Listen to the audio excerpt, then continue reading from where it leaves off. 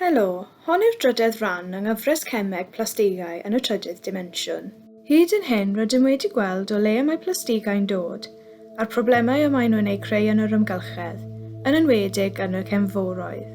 Yn y fideo hwn, byddwn yn archwilio pam mae plastigau traddodiadol yn anodd eu torri a beth mae gwyddonwyr yn ei wneud am hyn. Beth am I ni atgoffa ein hun yn gyflym o'r ffurf y gellir torri plastigau i'w hail defnyddio.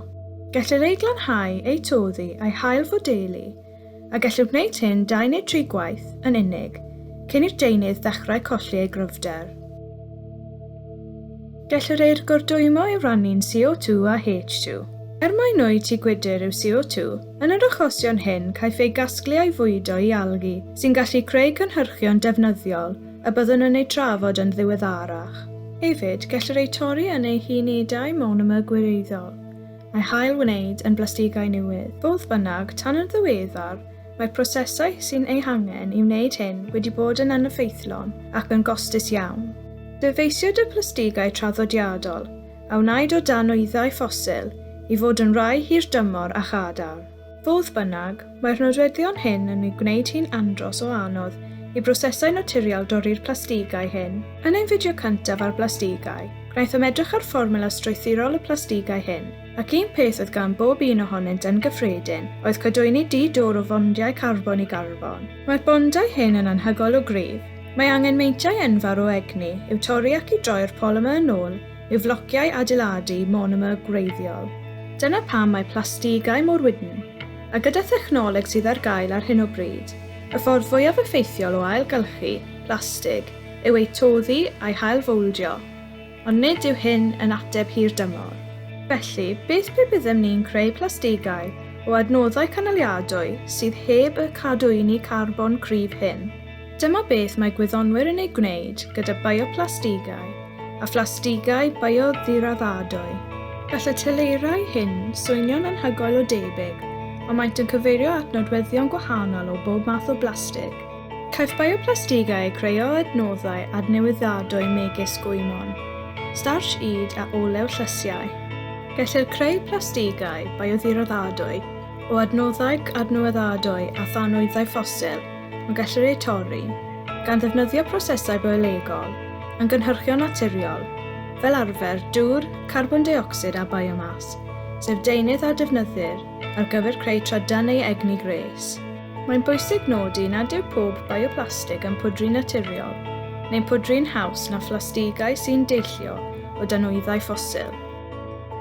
Caiff y polymer hwn ei greu o lawer o foleciwlau asid lactig wedi ei bondio at ei gilydd, ond yn lle cadw'n garbon ddidor, sy'n ffurfio'r asgrwn cefn fel mewn llawer o fathau eraill o bolymerau, mae atom ocsigen yn gadw'n bellach ar ôl pob 3 atom carbon.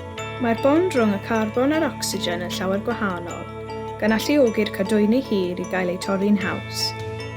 Dim ond un cam tuag at ddatrys y broblem yw creu plastigau canaliadwy newydd. Mae wedi bod dros 60 o flynyddoedd ers i ni ddechrau cynhyrchu plastig ar raddfa fawr. Yn ystod yr amser hwnnw, cynhyrchwyd tua 9 biliwn o dinelli o blastigau. O hynny, mae tua 7 biliwn o dinelli wedi dod yn wastraff plastig mewn safleoedd tirlenwi ar amgylchedd. Erbyn 2050, rhagwelir y bydd mwy o ddarnau o blastig yn y môr na physgod. Mae hon yn broblem sydd angen ei ddatrys ac yn gyflym. Yn ôl yn 2016 yn y hen amser, darganfu gwyddonwyr yn Japan bacteria mewn mwd halogedig ar bwys ffatri poteli plastig a oedd yn creu enzym sy'n gallu torri'r polymer sy'n deillio o olew beth mewn foleciwlau llai. Ers hynny, mae ymchwilwyr wedi bod yn gweithio i gynyddu ei effeithiolrwydd. Bellach, gall dorri'r potel plastig mewn 10 awr a tymheredd ystafell yn y monomerau sy'n creu pet, a gellir ei ail-ddefnyddio i greu polymerau newydd. Gellir torri'r monomerau hyd yn oed ymhellach gan ensymau bacterol eraill i greu CO2, a gellir ei fwydo i algi, a gellir ei droi yn bioplastigau, yn fwyd, neu fiodanwyddau hyd yn oed, a hynny mewn modd canaliadwy. Beth sydd ei angen mwyn gwireddu'r ymchwil hon yw cymorth cyhoeddus, nid ar gyfer lleihau'r defnydd o blastigau yn unig, ond am newid yn y mathau o blastigau rydym yn ei defnyddio. Gyda cherbydau trydanol a hybrid sy'n defnyddio llai o betrol yn dod yn fwy cyffredin, mae'r diwydiant olew wedi dechrau busoddi mwy amhaus gweithgynhyrchu plastig. Mae angen gwyddonwyr i ymchwilio i wahanol fathau o blastigau mwyn deall sut y gall strwythurau moleculaidd effeithio ar y ffordd y cant eu torri, mwyn hwyluso'r broses ailgylchu a'i gwneud yn fwy effeithlon.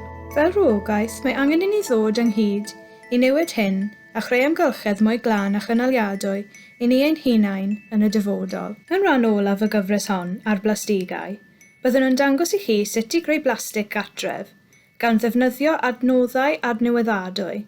Ond tan hynny, diolch am wrando, gwelwn i chi'r tro nesaf.